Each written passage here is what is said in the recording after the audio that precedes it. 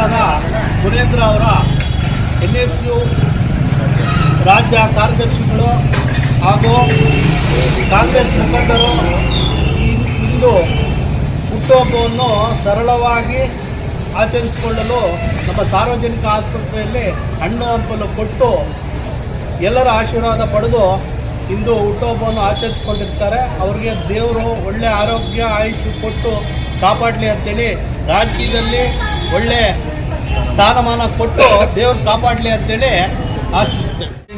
అయిన ರಾಜ್ಯ ಕಾರ್ಯದರ್ಶಿಗಳಾದಂತಹ ಕುಂದಲಗುರ್ಕಿ ಮುನೀಂದ್ರರವರಿಗೆ ಇವತ್ತು ಹುಟ್ಟುಹಬ್ಬ.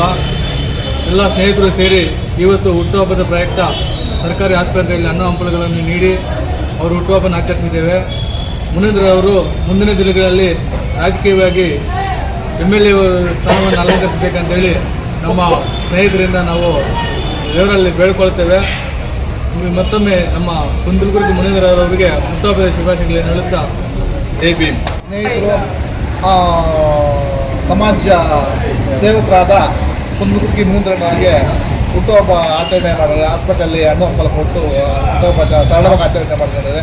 ಅವ್ರಿಗೆ ಭಗವಂತ ಆರೋಗ್ಯ ಐಶ್ವರ್ಯ ಕೊಟ್ಟು ಕಾಪಾಡಲಿ ಅಂತ ಎಲ್ಲ ಪತ್ರಿಕಾ ಮಾಧ್ಯಮದ ಸ್ನೇಹಿತರೆ, ಇಂದು ಏನೊಂದು ನನ್ನ ಹುಟ್ಟುಹಬ್ಬವನ್ನು ನಮ್ಮ ಸ್ನೇಹಿತರು ಹಾಗೂ ಕಾಂಗ್ರೆಸ್ ಪಕ್ಷದ ಕಾರ್ಯಕರ್ತರು, ಕಾಂಗ್ರೆಸ್ ಪಕ್ಷದ ಏನೊಂದು ಲೀಡರ್ಸ್ ಆಗಿದ್ದಾರೆ, ಅವರೆಲ್ಲರೂ ಸೇರಿಬಿಟ್ಟು ಸರಳವಾಗಿ ಆಚರಣೆ ಮಾಡೋಣ ಅಂತೇಳ್ಬಿಟ್ಟು ಈ ಒಂದು ಸರ್ಕಾರಿ ಆಸ್ಪತ್ರೆಯಲ್ಲಿ ಹೊರ ರೋಗಿಗಳಿಗೆ ಹಣ್ಣು ಹಂಪಲು ವಿತರಣೆ ಮಾಡೋದ್ರ ಮೂಲಕ ಈ ಒಂದು ಹುಟ್ಟುಹಬ್ಬವನ್ನು ಆಚರಣೆ ಮಾಡಿದ್ದಾರೆ.